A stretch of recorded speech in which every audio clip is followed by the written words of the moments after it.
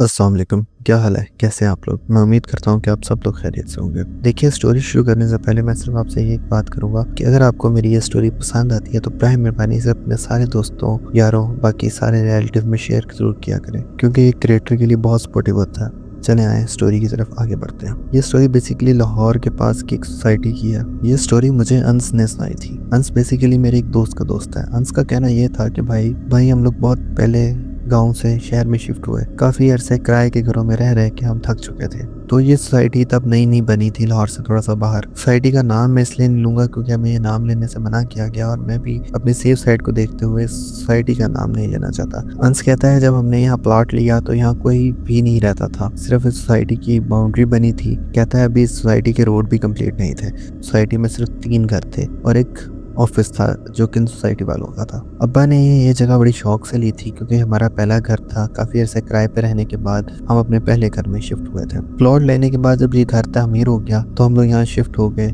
मैं और मेरी पूरी फैमिली यहाँ रहने लग गए। कहता है कि हम टोटल 6 लोग हैं। मैं, मेरी 2 बहनें और मेरा छोटा भाई और अम्मी-अब्बा। हम लोग यहाँ शिफ्ट हो गए तो 1 हफ्ता तो हमारा यहाँ बहुत अच्छा गुजरा। पुरसुकून हवा, ना कोई शोर। रात को यहाँ सिर्फ और सिर्फ 2 गार्ड होते थे और यहाँ हमारी फैमिली होती थी। यहाँ से लाहौर शहर ऑलमोस्ट 20 किलोमीटर दूर था। तो अब्बा को सुबह ऑफिस जाना होता था, मैंने कॉलेज जाना होता था, बाकी बहन भाइयों ने स्कूल जाना होता था। तो हम सुबह अर्ली उठने की आदत थी, इसलिए रात को हम टाइम से सो जाते थे। कोई 1 हफ्ता गुजरा होगा हमारा नया घर। उस नए घर को देखने और हमसे मिलने हमारे कज़न आए। कज़न हमारे गुजरांवाली साइड से आए थे, इसलिए उन्होंने रात को रुकना था। तो उस दिन हम लोगों ने घर में बारबेक्यू का प्लान किया। सब कुछ आया पड़ा था। हम लोग रात को बारबेक्यू कर रहे थे और सब कुछ बड़ा ही पुरसुकून चल रहा था। मेरे ताया आए थे। ताया की 3 बेटियां थी। एक के साथ मेरी अच्छी दोस्ती थी। जब ये सब लोग लेट गए और अपने अपने बातों में लग गए, वो और मैं सड़क पे टहलने निकल गए। हमारा घर उस बाउंड्री वॉल से थोड़ा सा दूर था। एक सड़क थी जिस पे सिर्फ रोड़ी डली हुई थी। अभी वो सड़क मुकम्मल नहीं थी। कहता है मैं और महानूर वहाँ टहल रहे थे। जब हम वहाँ वॉक कर रहे थे तो हमने देखा कि बाउंड्री वॉल के साथ एक खाली जगह थी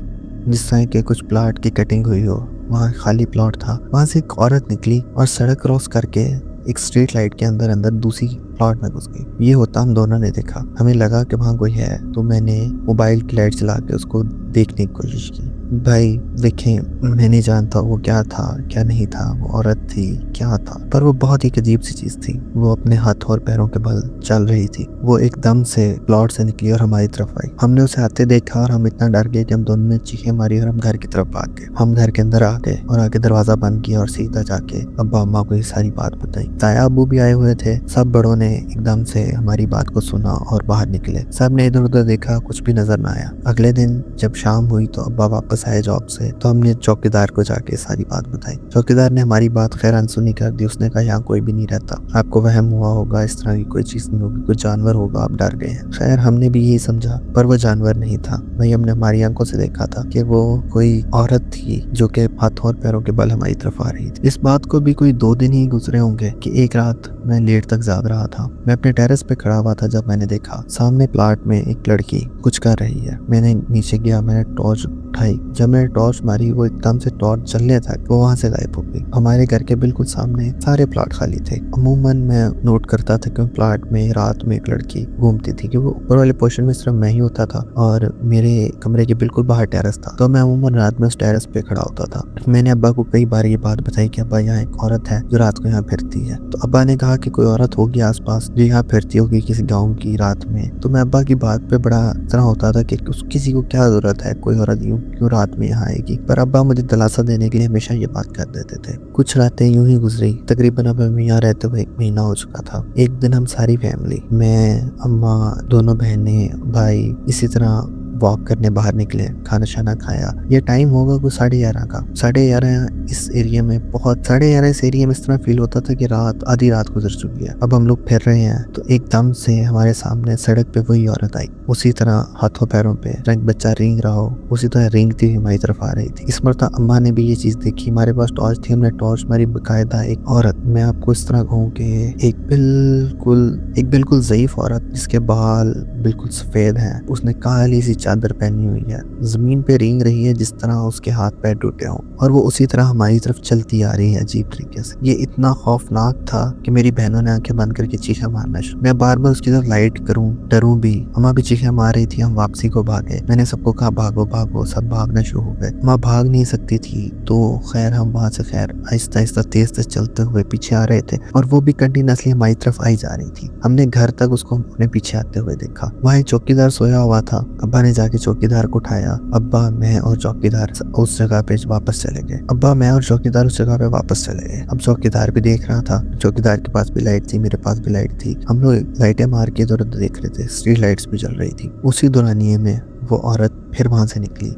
एक प्लॉट में से निकली और दूसरे प्लॉट में गई। चौकीदार ने गन लोड कर ली। एक अजीब सी आवाज आना शुरू हो गई, जैसे कोई कुछ कह रहा हो। वो आवाज बहुत तेजी से आ रही थी। मैं आपको बयान नहीं कर सकता कि आवाज थी किस तरह की। अजीब सी कोई जुबान तेजी तेजी से बोली जा रही थी कोई चीज। वो औरत थी बोल रही थी, और वो पता नहीं क्या बोल रही थी। जब चौकीदार ने ये चीज देखी और उसने एकदम से सड़क पे आई, जब चौकीदार ने भी उसको देखा, तो चौकीदार से भी गन ना चली, ना लाइट चली, कुछ भी ना हुआ। उसको देखते रहे हम 3 लोग खड़े होके, और वो फिर वहां से चली गई। यकीन करें कितना खौफनाक था कि हमारे सांस तक सूख गए थे वहां खड़े खड़े। अगले दिन अब्बा ने सोसाइटी वालों को बुलाया, सबको बुलाया, और सबसे ये बात की, पर किसी ने भी इस बात का कोई जवाब ना दिया। 2 दिन के बाद पता चला वो चौकीदार अपनी नौकरी छोड़ के जा चुका है, जिसने ये देखा था। अब हमारे पास किसी के लिए कोई सबूत नहीं था कि यहाँ कोई चीज रहती है। भाई, मैंने उस चीज को अपनी आंखों से देख लिया था, और अब मैं डरता था। रात को घर आते हुए भी डरता था, घर से निकलते हुए भी डरता था। हमारे घर में ये आलम था कि रात को हर चीज बंद करके कमरे में लेटा जाता था। हम गरीब थे, इसलिए हम कहीं और शिफ्ट होने का भी नहीं सोच सकते थे। फॉरेन शिफ्टिंग भी पॉसिबल नहीं थी, पर घर में अब हर एक इंसान डरता था। अब्बा की रात में जब भी आंख खुलती है, बाबा हर सारी जगहों पे देखते। कुछ दिन गुजरे तो आवाजें हमारे घर के आसपास से आना शुरू हो गई। वो एक अजीब सी जुबान बोलती थी, और वो इतनी तेजी से बोली जाती थी कि हमें वो आवाजें साफ सुनाई देती थी। रात को 3-3, 4-4 बार हम वो आवाजें सुनते थे। मेरी 2 बहनें तो इतना डर गई, वो दिन में भी घर की कोई चीज भी खुली नहीं छोड़ती थी। खैर, इसी तरह हमारा कुछ वक्त वहां गुजरा। एक रात, भाई मैं आपको बताता हूँ कि क्या हुआ। एक रात इसी तरह हमारे कुछ गेस्ट आए हुए थे, बाकी कोई दोस्त थे। रात को जब वो फ्री होके अपनी गाड़ी में बैठे और चले गए, तो उनकी गाड़ी को मैं जाता हुआ देख रहा था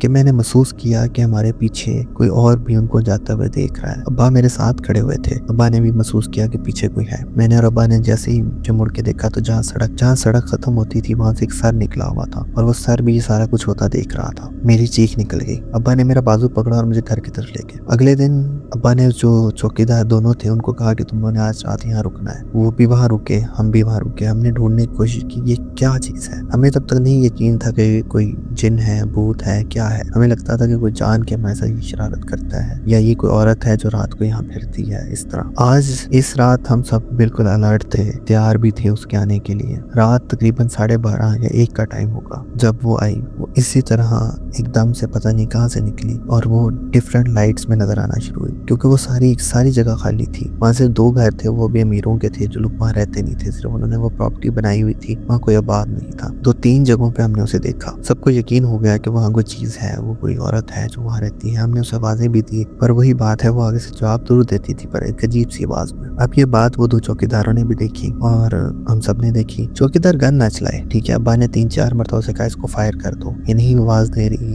जो भी है तुम फायर कर दो। चौकीदार ने फायर ना किया। ये बात अब्बा को बहुत हैरान लगी कि ये मेरे कहने के बावजूद भी गोली क्यों नहीं चला रहा। खैर, तो अगले दिन अब्बा जी ने वो जगह सेल करने का फैसला कर लिया। जब वो जगह सेल करने की बात आई, तो अब्बा जी ने उस सोसाइटी वालों को जाके कहा हम यहाँ नहीं रहना चाहते। तब हमें एक बात पता चली, वो सोसाइटी वालों को पता था कि वहाँ कोई जिन, भूत या कोई शैतानी चीज रहती है। ये बात सुन के अब्बा पहले तो बड़ा हैरान हुए। अब्बा जी ने उनसे पूछा कि अगर आपको पता है कि यहाँ कोई इस तरह की चीज रहती है, तो आप इसका कोई इलाज क्यों नहीं करते। तो उन्होंने आगे से बताया कि सर, इसका कोई इलाज नहीं है, पर वो किसी को कोई नुकसान नहीं पहुंचाती। हमने यहाँ कई रातें खुद रह के भी देखा है, हमने उसके लिए काफी अमल भी किए हैं, पर वो इस जगह पे पहले से आबाद थी, वो जगह को छोड़ के नहीं जाना चाहती। हमें एक पीर साहब ने ये कहा था कि वक्त के साथ जब इसको अंदाजा होगा कि यहाँ लोग रहना शुरू हो गए, ये चीज ये जगह छोड़ के खुद ही चली जाएगी। तो बराए मेहरबानी हमारे साथ कोऑपरेट करें, वो आपको कोई नुकसान तो नहीं पहुंचाती। अब्बा को भी इस चीज़ का एहसास हुआ कि हमें कोई नुकसान तो नहीं पहुंचाती और ये जगह उसकी थी, हम उसकी जगह पे आके बैठे हुए हैं। ये बात सुनने के बाद अब्बा जी ने जब ये चौकीदारों को